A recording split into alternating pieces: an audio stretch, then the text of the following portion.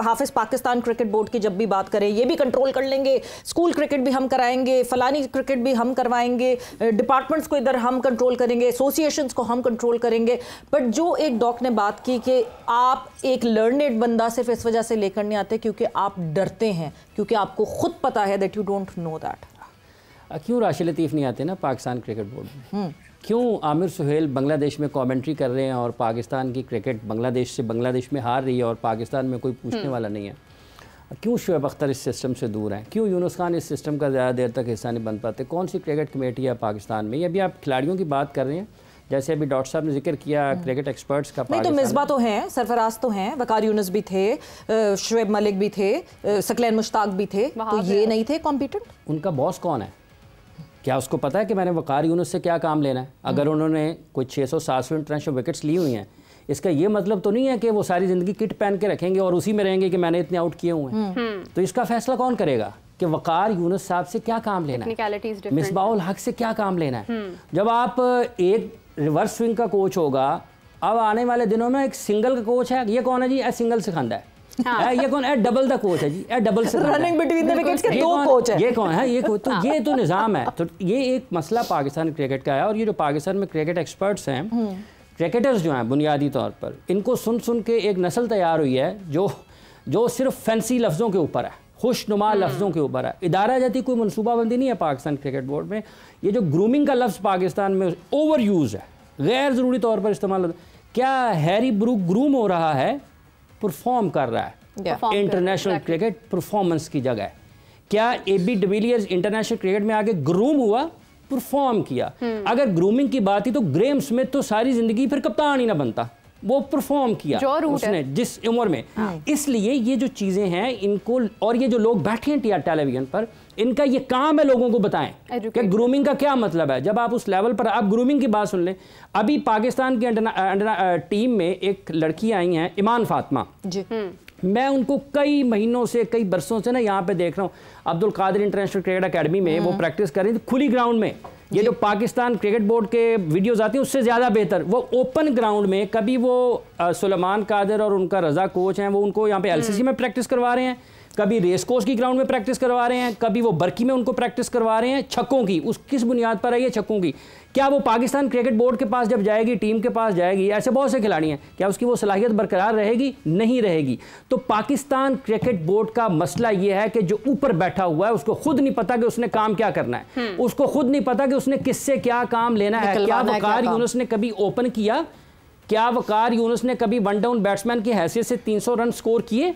क्या कभी वकार यूनुस ने मिडिल ऑर्डर में आके इंजमाम की तरह से बैटिंग की है? नहीं की है ना। फास्ट बॉलर थे ना। तो इसका मतलब यह है कि उनकी खास चीज थी जिसके ऊपर वो पाकिस्तान क्रिकेट में खेले हैं। तो रिटायरमेंट के बाद वो ये कैसे हो सकता है कि वो क्रिकेट के सारे काम कर सकते हैं? तो जो लोग जो जी फरमाए, सही कह रहे हैं आप। जो लोग ऊपर बैठे हैं ये उनकी जिम्मेदारी है कि उन्होंने काम लेना है। इसलिए ना कोई इदारा जाती मनसूबाबंदी है। जो लोग क्रिकेट बोर्ड से बाहर हैं वो इस इंतजार में रहते हैं कि मेरा नंबर कब आना है, और जो टेलीविजन पर अखबारात में इधर उधर लिखते हैं या डिजिटल पर लिखते हैं वो लोगों को दुरुस्त बात और हकीकत बताते नहीं। किटें इनकी उतरी नहीं है। जब तक किट उतरेगी नहीं, किसी को ये है जी यार मेरा वो फलाना दोस्त है। बड़े बड़े नाम है हाफिज, ये नाम बड़े हैं ना, बड़े बड़े नाम है। डॉक आपकी तरफ आना चाहूंगी, पूछ लेना, ये बड़े बड़े नाम है। अगर ये बड़े बड़े नाम, क्या इनको खुद को नहीं ख्याल? इनके खुद के नाम भी तो कहीं ना कहीं इसमें शैटर होते हैं कि यार वकार यूनुस इतनी दफा आके हमारे कोच बने मगर नहीं पाकिस्तान टीम के लिए बेहतर कर सके, मेंटोर बने, क्या किया इस चैंपियंस कप का, नेशंस कप का, जो नेशंस कप हुआ। पॉइंट वो ये कि चैंपियंस कप हुआ, आपने पैसा जाया किया, क्या इनको खुद को फील नहीं होता? नहीं, वो उसमें देखें जो आप बात कर रही हैं ना वो सेंसिटिव लोगों में होता है, सेंसिटिविटीज़ में जो सिस्टम से इवॉल्व होके आए होते हैं। अब मसला ये है कि इनकी प्रेफरेंस अगर पैसा है और अपॉर्चुनिटी इनको दी जा रही है तो वो इसमें इंटेग्रिटी। अब यूनुस खान ने मेंटोर बनने से इनकार किया। यूनुस खान इवन आपकी लेजेंड लीग में नहीं जाता जहाँ पे उसको लगता है कि लेजेंड लीग में बैक हैंडेड बहुत कुछ हो रहा है। सो ये अभी हाफिज ने जो नाम लिया, अब मैं आपको इंपॉर्टेंट बात बताता हूँ। एक बड़ा क्रिकेटर होने का ये मतलब नहीं है कि आप cut for all super specialist हैं एक चीज़ के। सबा करीम एक आउटस्टैंडिंग फर्स्ट क्लास क्रिकेटर था इंडिया का, बहुत थोड़ा खेला बिकॉज उसका कॉम्पिटिशन नयान मुखिया से पड़ गया था। उसने सॉइल एनालिसिस में अपनी डिग्री की, उसके बाद आज वो क्यूरेशन का BCCI में जो है वो एक अच्छा, उनके एडमिनिस्ट्रेटर्स भी नीचे एसोसिएशन से प्रमोशन होके ऊपर आते हैं सिस्टम के थ्रू।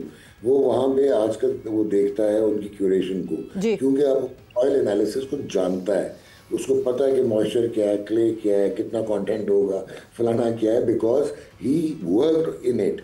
तो जब तक आप, अब मुझे ये बताएं, डिप्लोमा होल्डर्स आके आजकल की वर्क लोड मैनेजमेंट कैसे करेंगे? अब क्लिफ डिक नाम गोरा है तो आप कहते हैं बड़ा कॉम्पिटेंट होगा, उसका अगर आप रिज्यूमे उठा के देखें, एक junior women south African team के साथ उसका टोटल एक्सपीरियंस है, और वो आपकी पॉलिटिक्स में शामिल हो चुका हुआ है। वो प्लेयर्स को टेप्स लगा के, MRIs अवॉइड करवा के सीम शाह का बेड़ागर कर दिया। डॉक इसलिए इतने अरसे से अभी तक सरवाइव कर रहे हैं, वो सब चले गए, बोर्ड बदल गया, चेयरमैन बदल गए, सेलेक्टर्स बदल गए, क्लिफी वहीं पर है। डॉक्टर साहब कदा कलामी की मादत चाहूँगा, चूँकि आप तारीखदान भी हैं, तो ये जो समझबूझ की बात है क्रिकेट की, जिस तरह से आपने अभी सबा करीम का हवाला दिया है, सर डॉन ब्रैडमैन से किसी ने पूछा उनकी रिटायरमेंट के बाद, सहाफ़ी ने, कि सर डॉन ब्रैडमैन आपने तो सारी रिकॉर्ड्स आपके नाम है, आपकी आंखों में आंखों क्यों आखिरी टेस्ट मैच में? तो उन्होंने कहा कि जब खेल की समझ आई है ना, तो खेलने की उम्र गुजर गई है।